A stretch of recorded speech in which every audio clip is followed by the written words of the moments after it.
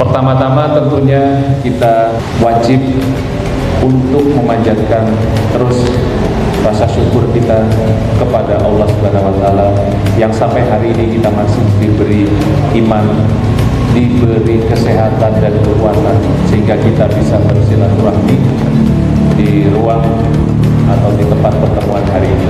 Tentunya tak lupa kita kirim sholawat juga untuk junjungan kita Nabi besar Nabi Muhammad SAW yang telah kita harapkan syafaatnya yaumul kiamat. Amin amin ya rabbal alamin.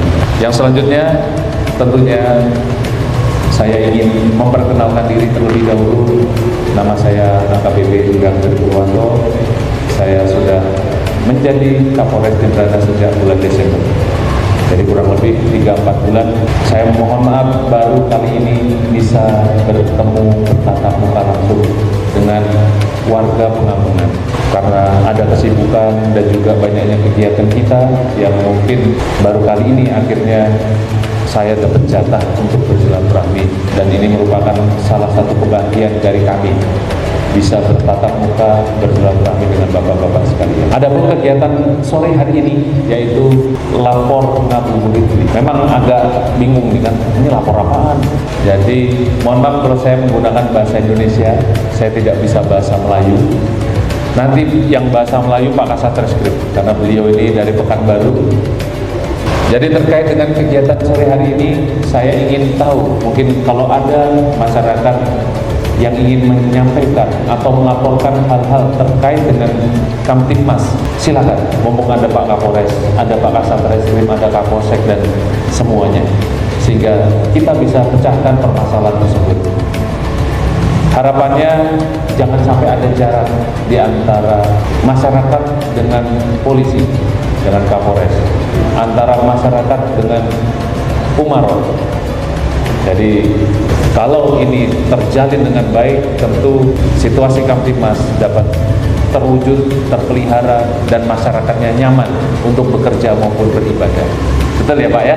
Saya juga sebelum mendengarkan, saya ingin menyampaikan beberapa hal terkait dengan gangguan Kamtibmas yang masih sering terjadi, yaitu terkait masih adanya kasus-kasus kejahatan jalanan. Ada kemarin percobaan untuk pembobolan ATM Bank. Kemudian ada juga kasus curanmor. Nah, di sini polisi sudah melakukan patroli jam-jam rawan terjadinya gangguan atau kejahatan tersebut. Tetapi penjahatnya juga nggak kalah pintar. Dia tahu jam-jam polisi patroli. Harapannya kami, karena masyarakat juga ikut bertanggung jawab untuk memelihara Kamtibmas, apabila ada dicurigai orang-orang yang kira-kira akan melakukan suatu tindak pidana, segera laporkan kepada kepolisian. Saya juga mau tahu di sini nanti pada saat mudik atau pada saat Lebaran ada tidak yang warganya yang mudik, atau semuanya asli sini? Ada yang mudik juga, ada yang mudik, ada yang tetap di sini ya. Nah, nanti pesan saya tetap untuk menjaga aset atau harta bendanya masing-masing. Caranya apa? Mulai dari mengunci pintu, jangan lupa mematikan aliran listrik supaya jangan sampai nanti ditinggal ternyata malah kebakaran. Kemudian titipkanlah sama Babin atau Kapolsek, sehingga Pak Babin, Pak Kapolsek, Pak Kapolres tahu rumah-rumah mana yang kosong, dan itulah salah satu sasaran patroli kita. Sehingga apa? Kita bisa meniadakan adanya kejahatan dari kesempatan kita hilangkan.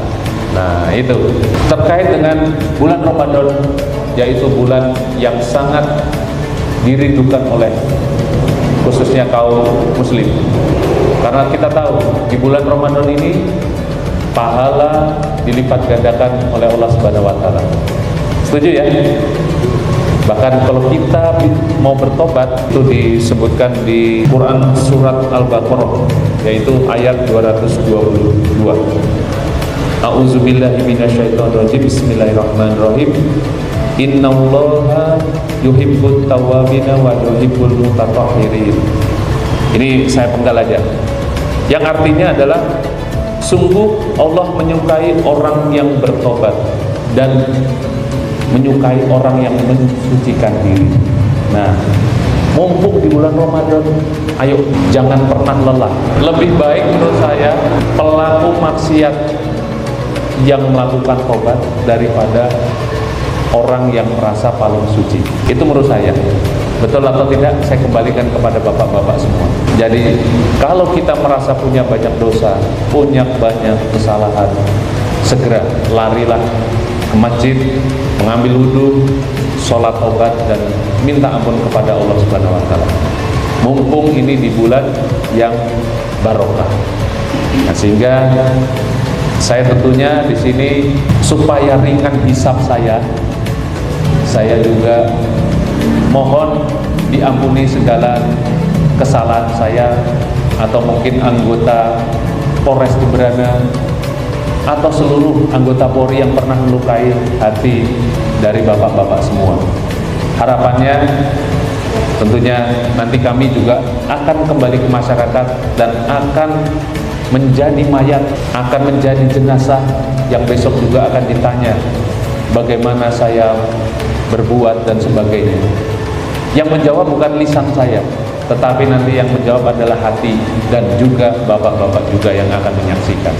Nah, sehingga sekali lagi saya mohon maaf dari Kapolres dan jajarannya kalau memang ada kekurangan dalam pelayanan kami kepada masyarakat, khususnya masyarakat Pengambengan. Semoga kita kembali fitrah, kembali suci, dan kita bisa menjadi makhluk-makhluk Allah yang memang perlu dibanggakan. Saya juga mengingatkan, tahun-tahun sebelumnya ada namanya perang sarung. Saya pikir tuh sarung dilempar-lempar aja. Ternyata di dalam sarung tuh ada batunya. Nah, saya nggak segan-segan ini. Jadi tahun sebelumnya ada di desa A, di desa B. Saya nggak usah sebutin desanya, nanti malah terjadi lagi. Saya tidak mau ya Pak ya. Jadi saya sebutkan di desa A, desa B, desa C. Nanti kalau sampai ada lagi, ya jangan harap, saya akan langsung masukkan dulu. Kalau perlu hukumnya agak panjang ini. Ya kan, itu tradisi tidak baik. Tradisi yang sangat tidak baik. Kita ajarkan bagaimana Islam itu rahmatan lil alamin, rahmat bagi alam semesta. Jangan sampai malah menzolimi saudara sendiri, apalagi saudara dari yang lain, umat lain. Ya kalau batu itu ada alamatnya, kalau nggak ada alamatnya, ada orang lewat cepok, waduh, kan lumayan ya Pak ya.